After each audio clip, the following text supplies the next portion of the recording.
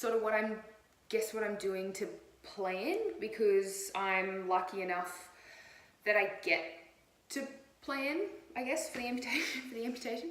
So my date is set, 15th of August. I'm going in for the old chop on the right leg, which a lot of people ask. So I'm getting like a full below knee, even though it's just like my foot, which I did nothing, you can't see. So no, it's my ankle.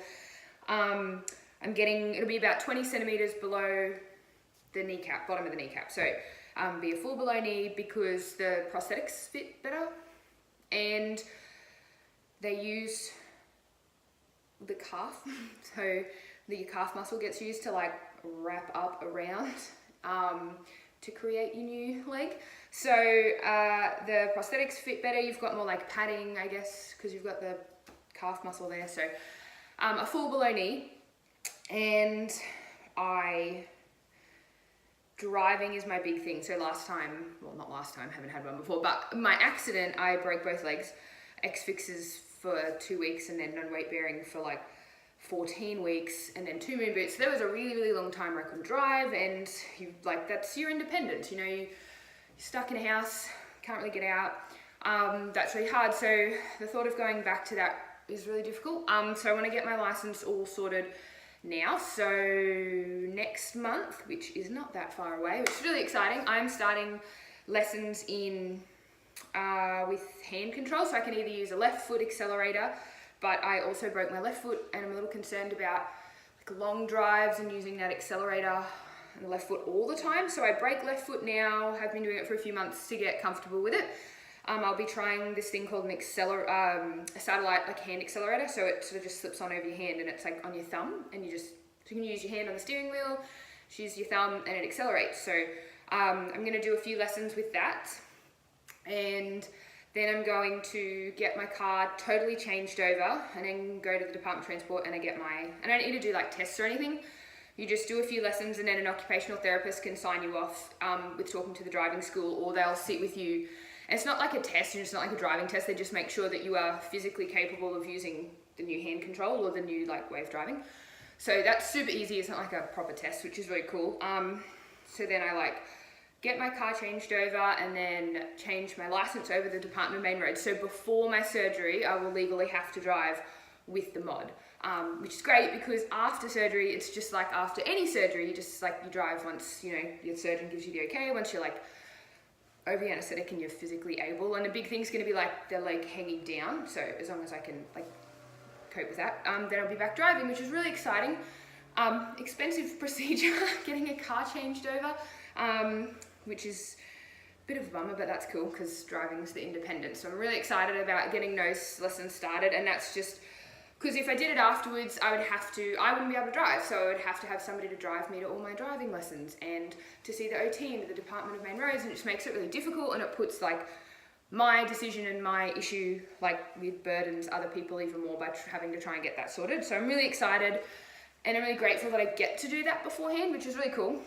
So that's the big one. Driving is a really big thing, and making sure my house is as set up as possible. So again, I have the privilege of getting to do that.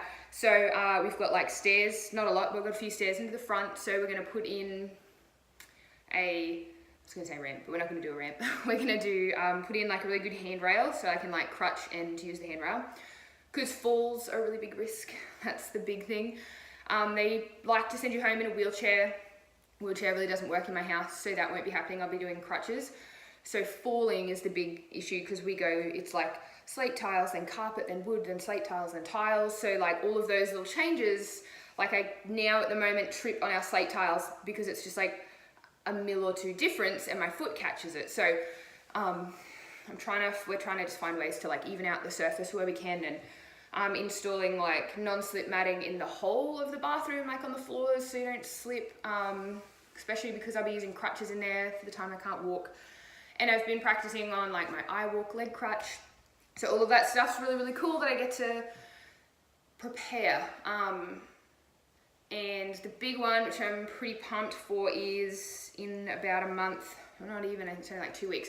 I'm going to go into the actual amputee clinic, which is where I'll be going afterwards, which is really I think it's just really cool. I get to like sit down face to face with them, and I get to see people doing rehab, and I get to ask all those questions. And there's things like, you know, like how often am I going to have to be at the hospital? And I live, you know, here, and the hospital's all the way over here. And even though I'll be able to drive, you know, parking at a hospital and like walking all that way on crutches, and how do I get there? How, like, will I even be ready to drive by the time I have to go all that way? You know, a taxi is going to cost me like $200 return. Like, how often do I need to be there? All these like little things.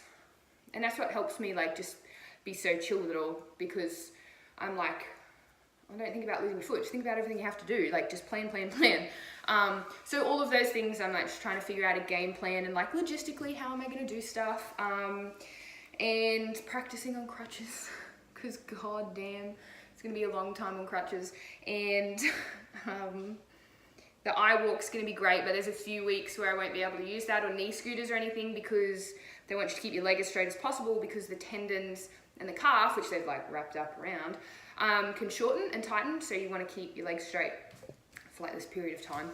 Find more details out, but yeah, there's this period of time where you want to do that. So using crutches, you've got to be really careful of that, and I won't be able to use the leg crutch or the knee scooters and stuff for a little while. So trying to make sure the house is as like trip free as possible, because it's not an if, it's a when. Like at some point you're gonna eat shit when you don't have legs, so I'm expecting it, but obviously trying to minimize the risk. Yeah, so that's just like the main things that I'm doing. I'm got TENS machines, and which is phantom limb pain is obviously the big one. Again, not an if, it's when. You will get phantom limb sensations, which is when you can feel the foot though it's not there. And then phantom limb pains are more like the nerve pains. We'll always get them, it just depends like how bad it's going to be. So I've been doing lots of researching on that. I've got like TENS machines. So I've got one that's going to stay at work, and one that's going to, because my plan is just take 3 weeks off and then go back to work. Maybe part-time to start with. So I have a TENS machine at home, TENS machine at work. Been doing tons of research on mirror therapy, which just has like, I just don't want to get stuck on the drugs, so to try and help with pain. So I'm trying to come up with a plan now that I can follow through afterwards. Don't know if it's going to work, but that's the plan. So mirror therapy is the big one. The research on that is just unbelievable. It's the opposite of what you'd think you would do. You'd think you'd try to get your body used to seeing the stump, but you like lay a mirror over your leg, so when you look down you can see your good foot moving, and your brain thinks like the nerve connection is there. Apparently it's just incredible. So I am like going to buy a mirror. My mum's going to bring it up day one after surgery, and I'm just going to start doing that on my own. So just trying to plan, absolutely. Obviously you can't, and I know that there's a little bit of, you can't plan everything, but I'm trying to just have like everything sorted, and just trying to think, hopefully I've thought about like every scenario.